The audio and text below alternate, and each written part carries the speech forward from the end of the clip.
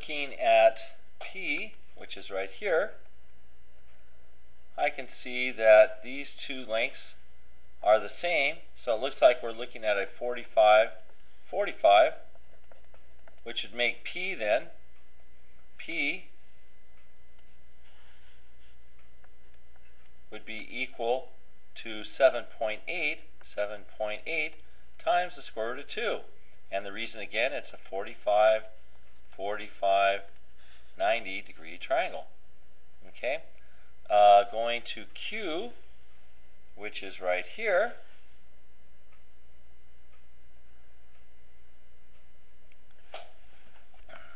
I'm looking at, let's see, that's 42, that's 48, any relationship there? Let's see, if I have that, that's 21, that's 24, any relationship there? So I'm looking at, gee, if this was short side, that'd be long side, 3, 4, 5, 4. Does 4 go into 42 at all? Let's see, if I go 42, divided by 4, what do I get? 42 divided by 4. 42 divided by 4 equals 10 and a half. 10.5. So if I take 10.5 and multiply that by 5, will I get 48? So if I go that by 5, will I get 48? No, I don't. So it's not a 3, 4, 5. It's not a 3, 4, 5. Doesn't look like it is a 30, 60, 90, because if that was 48, this would be 24, and I don't think 24 square root of 3 equals 42, because that would not, there would be some, it wouldn't be an exact number. And it's not a 45, 45, so I'm thinking this Pythagorean theorem is what we're going to have to do for Q. All right, so that's my analysis for this triangle. So we've got we got the two sides, so we got Q squared. Q, oh, let's do a little better job than that, MrLovellFord. Let's try that again. All right, so we have Q squared plus 42. Whoa, what happened to my pen? What happened to my handwriting? 42 squared equals 48 squared.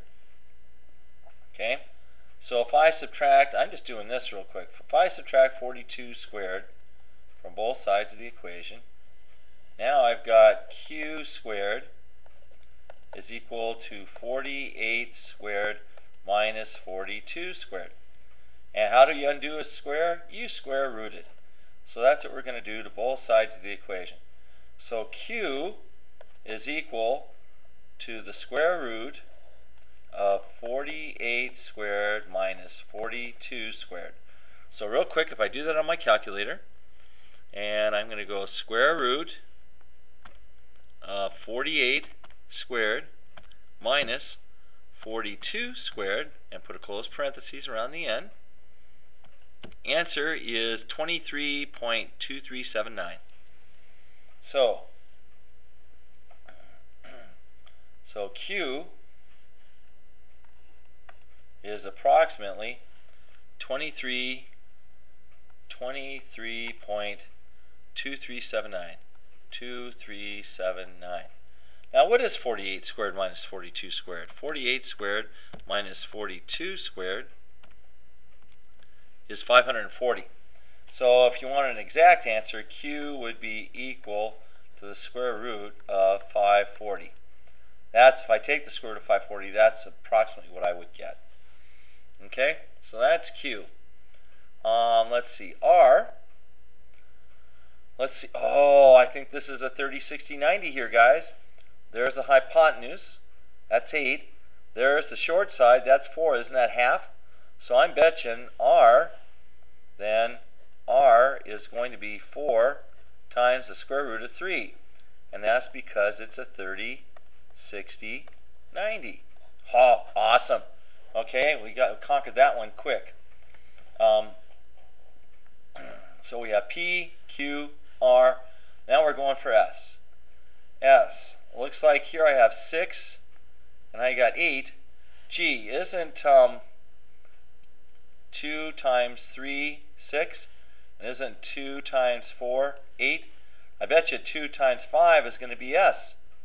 Yes, it is.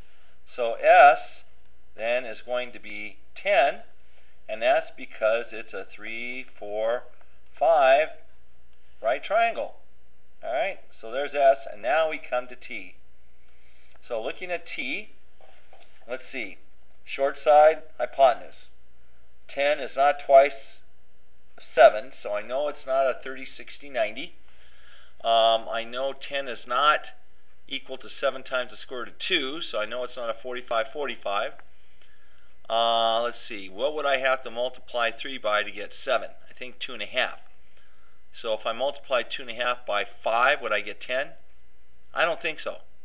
No. So I'm thinking this is a Pythagorean type triangle to try and figure out. So I'm going to go 7 squared plus t squared equals 10 squared. So I have 49 plus t squared equals 100. If I subtract 49 from both sides of the equation, I wind up getting t squared equals 51. So square root both sides, and I wind up getting t equals the square root of 51. Done. And I think that's all in this branch. P, Q, R, S, and T. Thank you.